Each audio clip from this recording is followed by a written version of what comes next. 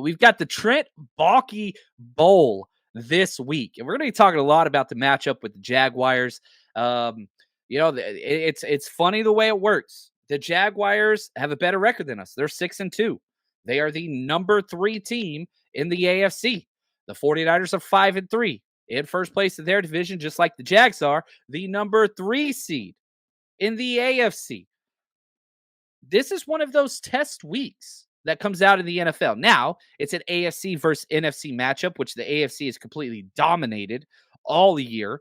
You look at the standings of all the teams, and shoot, I'll pull this up real quick here, but you look at just what is happening throughout the NFL right now between the AFC and the NFC, and it's disparity. The AFC standings, they have 7 teams with a 5-3 record or better. 7 teams.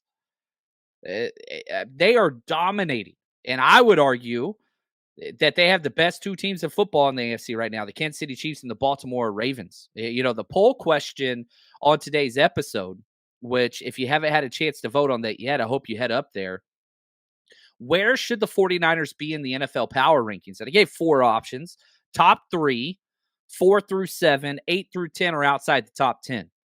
And right now, 12% say top 3, 77% say 4 through 7. And that's kind of where I have the Niners. If I had to say my top 3 currently, Kansas City Chiefs, they're 7-2. Baltimore Ravens blowing everybody out. Lamar Jackson's playing some unbelievable football. They're 7-2. Those would be my top 2.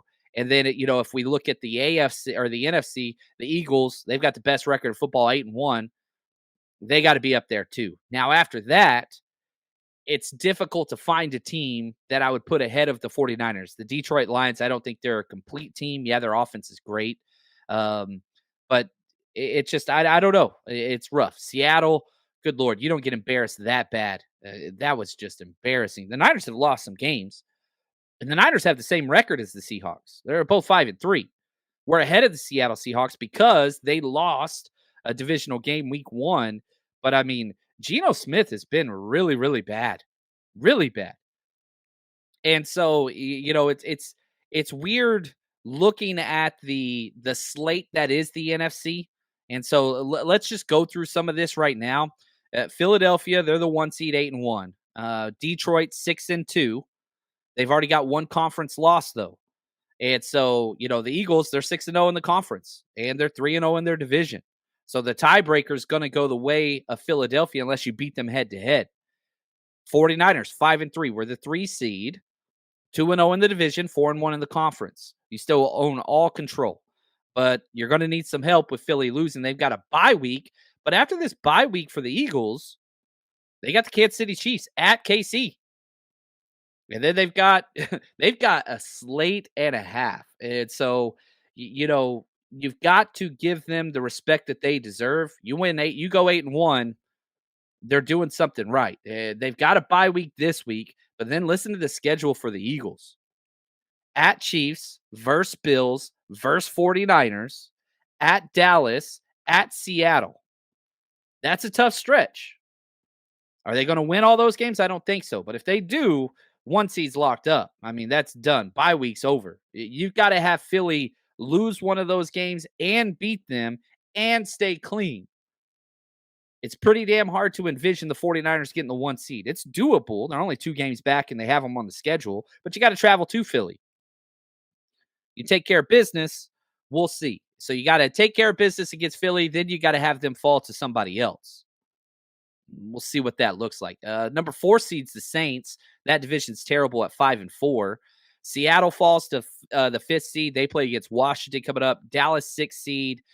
Minnesota, who just keeps finding ways to win, 5-4. They are in the playoffs right now, which is crazy. And if we look at the playoff matchups, if the playoffs started today in the NFC, I already went through the seeds. The 49ers would be playing the Cowboys. You'd be hosting the Cowboys again, which is exactly what I want. I'd prefer the bye week. But if you ask me, okay, John, the 49ers are hosting a wild card round matchup. Who would you rather play against? Cowboys are number 1. I prefer to play them over the Vikings, which we already saw that, but I'd be fine playing the Vikings. Seahawks, cool, but divisional game. Saints, the only way that anybody from that division gets in is if they win their division. So I don't think that would be possible. But yeah, you tell me we're hosting the Cowboys week 1 of the playoffs. Sign me up, baby, because we have seen, and we continue to see what happens when the game is on the line and you got a terrible head coach that can't manage the clock or game properly, and Dak down the stretch. It gets bad. It gets bad quick.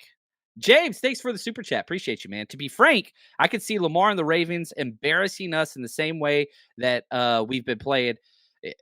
I have said repeatedly that I really thought Lamar Jackson and the Ravens were a complete team.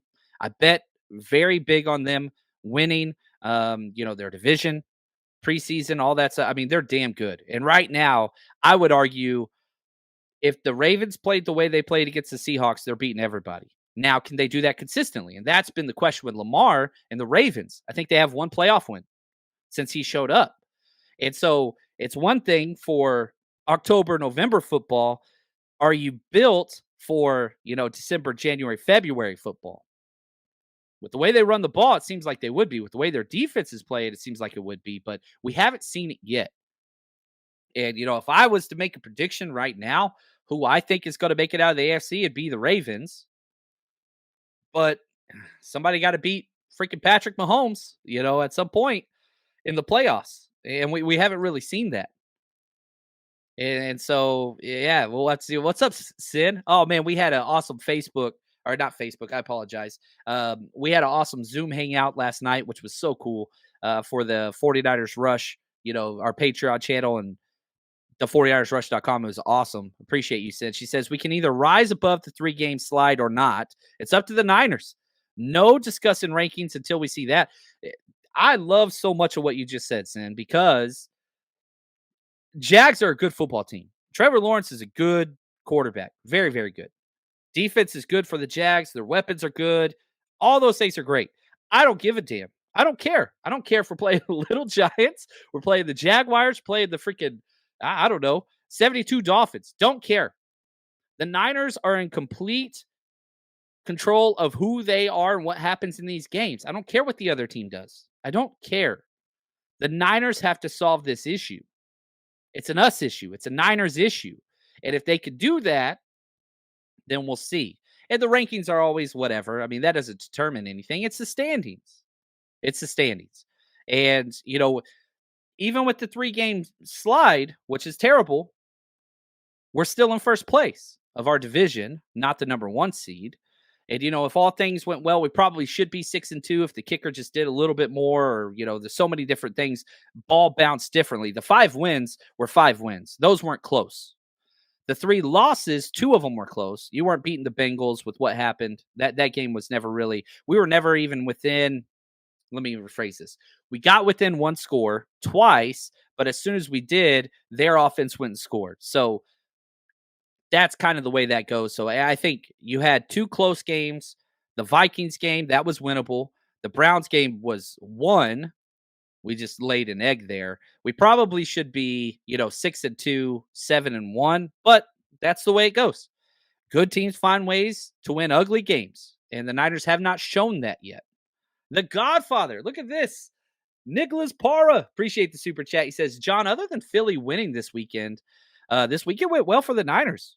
We just have to take care of business one week at a time, see where we land. Love this team and still think we have the best roster in the league. Man, I don't disagree with any of those things. Yesterday was a great day for the Niners. Yeah, the Cowboys.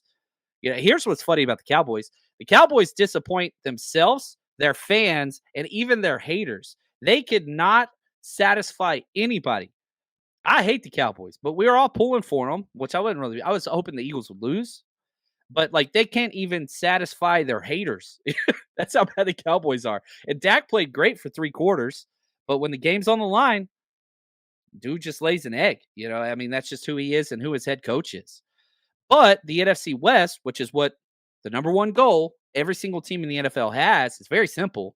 Win your division. Niners are in first place. Still got 2 games against Seattle. You got 1 more game against the Rams, 1 more against Arizona. You're right where you want to be. 5-3 doesn't sound sexy, but you're in first place. You're in first place. And so you take that, and again, it's just a week by week by week. The 49ers are in a good position in the fact that they're getting all these guys back. That's huge. 49ers are going to practice today. They took the bye week. Usually the first practice of the week is on Wednesday. They're going to have a light practice today. Hoping to get some more information. Debo seems to say, he said on the Kay Adams show that he's back and ready to go. So that's exciting. But we'll have to see what that looks like with, is he going to practice today? Is he going to be limited? He going to do all those things? Like, what's Trent Williams' status? Are we bringing back guys like Samuel Womack, Darrell Luter Jr.? A lot of questions there. And so yeah, we'll see there. James says, John, you're blaming the kicker, not Purdy. Come on, my man.